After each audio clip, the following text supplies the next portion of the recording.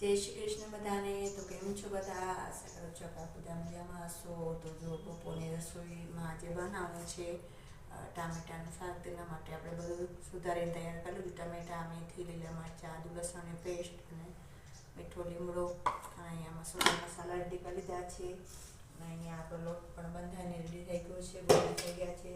તો ચાલો આપણે હવે વઘાર કરી લઈએ. સૌપ્રથમ નાખીશું તેલ જરૂર પ્રમાણે.